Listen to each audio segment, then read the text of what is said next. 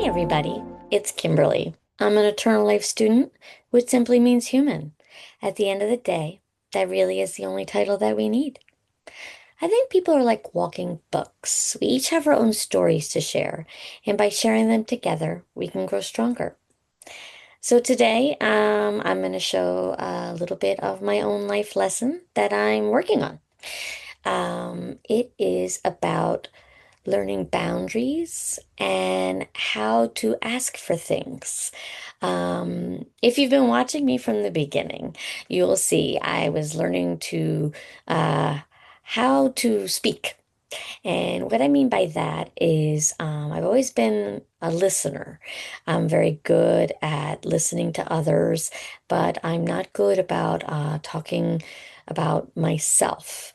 I don't have a problem talking about myself. I don't know how to just bring up a random conversation unless it's on a podcast like this. So one of the things that I recently kind of figured out was that um, I I'm not good at it's not discipline, but it's more of setting a boundary or asking for someone to do something. Um, and that if they don't do it, how to react.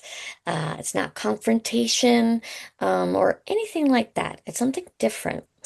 What I mean is that, for example, if I tell my son to clean something up and he doesn't clean it up, um, I had learned when I was younger that you're supposed to yell at somebody because that's what I grew up with, right?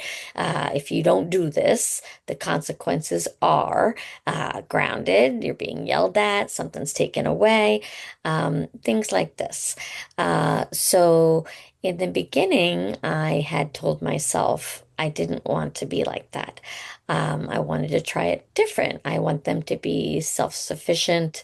I want them to be grown up enough that I shouldn't have to chase after them or nag them, and things like that. However, what I was learning is that if it didn't get done, I in myself would feel like, okay, maybe I'll have to yell. Maybe I'll have to ground or take something away based off of what I was taught as a child. Um, the thing is, I didn't want to do that, but I wasn't given the right tools of how to address it and change it.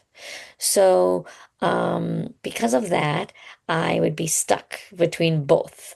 I would try to work with them and tell them, okay, you need to do this. And then instead of punishing, it became nagging. But at the same token, if you don't set a boundary, the behavior will continue. So it depends on how, in fact, that individual learns as well. So it becomes almost a trickle effect. It sounds funny, where nobody knows how to react. Because if you're the parent and you're teaching, how are they supposed to know what to do if you haven't taught them? Right? And I, as the parent, don't know what to do because I was never taught the other way.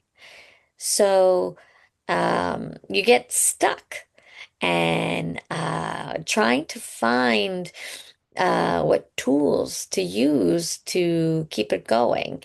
Now, throw in there, you may have past histories in which you don't want to hurt people's feelings. You're afraid that someone's going to react a certain way. That just adds to the fun. So, what do you do? You can read books, you can ask other people, you can practice different things. And I saw this somewhere that it kind of made me think, okay, let me try this. And they said, ask the individual, what would they do? Maybe if you find out what it is that they need, it will help to not create a boundary, but to create an understanding and communication. So if you kind of tell them how it affects you, That's one thing. But find out about their side. Maybe they need to learn it a different way. And the way that you're doing it is going to set up defense mechanisms and, lack of listening, that type of thing, where a lot of it is trial and error. And I'm finding this is everything in life. And the hard part is if you haven't learned. Um, I've learned ways not to do things, but I haven't learned the other way. And that is the interesting part. When now I'm trying, I can identify things that need to be fixed, but I'm not quite sure what direction to go. And I don't have that mentor, if you want to say, to show me a different way. So now it's kind of practice and see what works and what doesn't work. And it's a lot of growth that happens. And until you can identify some of these things that you are lacking because of education or just not being seeing it, um, finding out what you can do to gain those tools. So I know I'm not the only one that, you always hear people say, oh, I sound like my parent, right? You hear them say, I didn't want to do this, but it just came out. You go back to what you've learned in life. And even if you don't want that, it still is there as something you've learned. So you have to kind of unlearn it and learn new techniques.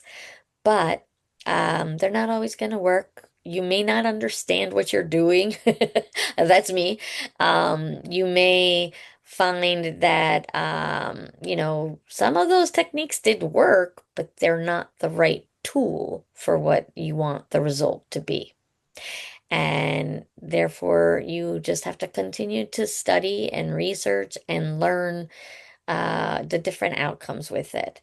But realize the choices are your own and you're responsible for all of your actions and what comes from it. So just choose from the heart and try the best that you can. And hopefully you will find what works for you. So I just wanted to share a little life lesson I've been through and that I'm still learning and realize we're only human and we don't know everything.